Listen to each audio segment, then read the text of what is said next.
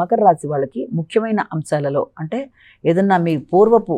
రుణాలు ఏదైనా ఉన్నా వాటిని తీర్చేసే విషయంలో కానీ, విద్యా సంబంధమైన అంశాల్లో కానీ, వృత్తి కొరకు దూర ప్రదేశాల్లో చేసే ప్రయత్నాల కొరకు కానీ ఎక్కువ శాతం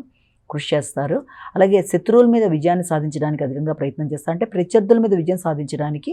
అధిక శ్రమతో నూతన విషయాలు నేర్చుకుంటూ అలాగే విజయ అవకాశాలు పొందడానికి మీరు మీ యొక్క కృషిశీలతని పెంపొందించుకుంటూ ముందుకు పెడతారు. అంతేకాకుండా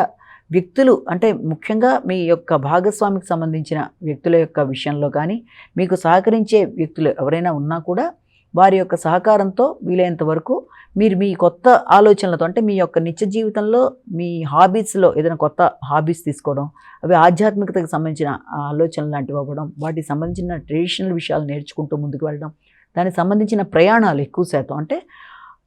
దూర ప్రయాణాలు అయినా కూడా అవి ఆధ్యాత్మిక పరమైన ప్రయాణాలు చేయడం, భాగస్వామితో కలిపి ప్రయాణాలు చేయడం మొదలైన వాటికి అవకాశం ఉన్న సమయంగా కూడా దీన్ని మనం భావించవచ్చు.